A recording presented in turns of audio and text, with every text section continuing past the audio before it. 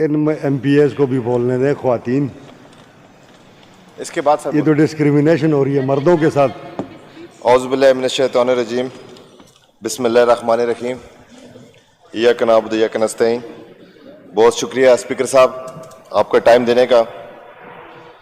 آج بات ہو رہی تھی ہمارے اپوزیشن کے بھائی ہمارے پیر صاحب بھی نے ذکر کیا اس کا دہشت گردی کا اور جرگے کا.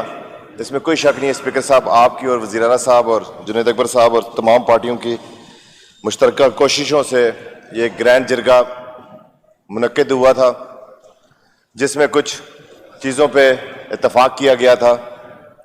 لیکن ہمیں بڑا افسوس ہے کہ آپ کے اس جرگے کو وفاقی حکومت نے کنسیڈر بھی نہیں کیا. نہ آپ سے انہوں نے کوئی ڈائلاگ کیا, نہ انہوں نے آپ سے کوئی بات کی, نہ آپ کو کوئی ویلیو دی. مجھے بڑا افسوس ہوتا ہے ڈسکریمنیشن کی بات کی جاتی ہے. اسپیکر صاحب خیبر پختونخوا فرنٹ لائن کا صوبہ ہے جو دہشت گردی کا شکار ہے اور ساتھ پھر اس کے بعد بلوچستان بھی ہے.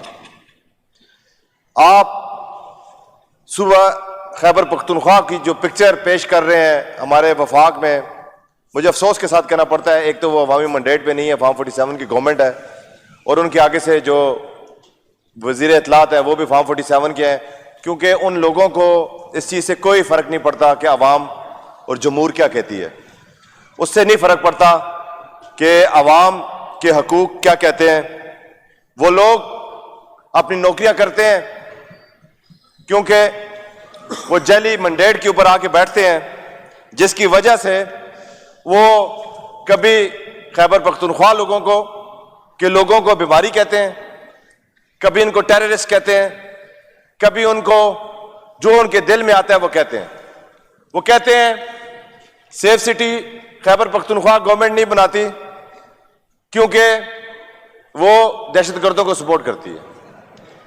کتنا بڑا الزام ہے اس خیبر پختونخوا کی تمام جماعتوں کے اوپر. جو لوگ قربانیاں دیتے ہیں, جو لوگ دہشت گردی کا شکار ہوتے ہیں, انہی کو دہشت گرد کہہ دیتے ہیں. آپ لوگ جا کے قطر میں مذاکرات کریں تو وہ جائز ہے, ہم کہیں مذاکرات کی بات کریں تو ہم دہشت گرد ہیں. آپ لوگ ہمارے 2250 ارب سے زائد کی رقم آپ لوگ ہمیں نہ دیں اور ہمیں کہیں کہ آپ لوگ سیف سٹی نہیں بنا سکتے. بھائی ہمارا تو انفراسٹرکچر سارا ڈیمیج ہوا ہے. ہمارے تو آپ نے جو پہلے آپریشنز کیے ہیں, جو پہلے کمٹمنٹس کیے ہیں, ان میں سے کوئی کمٹمنٹ آپ لوگوں نے پوری نہیں کی. وہ ابھی تک آپ لوگوں کے لوگ ان کو دیکھ رہے ہیں. کل ہم نے خیبر پختونخوا کے حوالے سے پی ٹی آئی کا بڑا کلیئر سٹانس ہے کہ جو ملک اور عوام کے ساتھ قتل عام کرتے ہیں, دہشت گردی کرتے ہیں, وہ پاکستان کے اور ہمارے دشمن ہیں. دہشت گردوں کا نہ کوئی مذہب ہوتا ہے نہ ان کی کوئی جماعت ہوتی ہے. یہ پاکستان تحریک انصاف کا کلیئر مینڈیٹ ہے. کلیئر انہوں نے کیا ہوا ہے کہ ان کے ساتھ ہمارا کوئی تعلق نہیں ہے. ہم اس چیز کو کنڈیم کرتے ہیں. کل ٹانک میں ہمارے پولیس کے اہلکار شہید ہوئے, ہمیں اب بے حد افسوس ہوا ہے. ہم یہی تو کہتے ہیں جو اہلکار شہید ہوتے ہیں وہ بھی ہم ہیں, جو آپریشن میں بے گناہ بندے مارے جاتے ہیں وہ بھی ہم ہیں. ہم ہی شکار ہیں اور ہماری بات آپ لوگ نہیں سنتے. اس کے ساتھ آپ لوگوں نے جو فارم 47 کا آج آپ لوگوں کو پتہ چل رہا ہوگا کہ اس کا کیا نقصان ہوتا ہے. جب حکومت عوام کی مرضی کی نہیں ہوتی نا, تو اسی وجہ سے اسلام آباد میں بھی یہ بلٹ پروف گاڑیوں میں پھرتے ہیں. ہمارے پاس, ہم اس عوام کے لیے بلٹ پروف گاڑیاں کہاں سے لائیں؟ ہم وسائل ان کو کہاں سے دیں؟ اس ملک کو کیا آپ پاکستان کو سیکورٹی رسک بنانا چاہتے ہیں؟ آپ لوگ کہتے ہیں یہاں پہ حملے ہوتے ہیں, کیا اسلام آباد میں حملے نہیں ہو رہے؟ کیا وہاں پہ G11 کی کچہری میں حملہ نہیں ہوا؟ کیا بلوچستان میں جو حکومت ہے وہ پاکستان تحریک انصاف کی ہے؟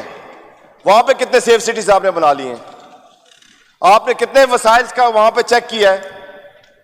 جناب اسپیکر, اسی طرح کی بہت ساری باتیں ہیں. میں اس کے ساتھ ہی ان لوگوں کو سب سے بڑا दुख ये है कि मैं सबसे पहले तो वज़ीर आला साहब को और सबको पाकिस्तान तहरीक इंसाफ वालों को सारों को मुबारकबाद देता हूं, जिस तरह इन्होंने कराची में अपना स्ट्रीट मूवमेंट चला रहे हैं, जिस तरह अवाम जोक दर जोक इनके साथ चल रहे हैं, लाहौर पंजाब में जिस तरह चल रहे हैं, इनको खौफ पैदा हो चुका है इनको। और जब कोई बात समझ नहीं आती ये फिर डराने पे लग जाते हैं, ये फिर लोगों को दहशतगर्द कहने लग जाते हैं, फिर ये हुकूमतें ख़त्म करने के चक्कर में लग जाते हैं। लेकिन ये लोग भूल चुके हैं कि जब अवाम निकलती है, जब जमहूर निकलता है, वो कहते हैं ना स्पीकर साहब, खल्के जुबान को नकारा खुदा समझो। ये अवाम जबान खल को जी जबान खल को ज़बान खल को नकारा खुदा समझो। ये अवाम की मंडेट को समझें, ये समझें कि ये अवाम अब और इन चलाकियों में नहीं आएगी, अब और किसी धोखे में नहीं आएगी। इसी वजह से ये अवाम ने कराची का जिस तरह आप लोगों ने देखा कि सिलसिला वहाँ पे अवाम निकली है, और इंशाअल्लाह इसी तरह अल्लाह के फजल करम से वो दिन दूर नहीं है जब पाकिस्तान में हकीकी आज़ादी होगी और हकूक़ का, अवाम के हकूक़ का तहफ़्फ़ुज़ किया जाएगा। इसके साथ ही स्पीकर साहब आप सबका बहुत शुक्रिया कि आपने मुझे टाइम दिया। अच्छा, मैं इस पे कमेंट कर लूँ ज़रा। निसार बाज ने भी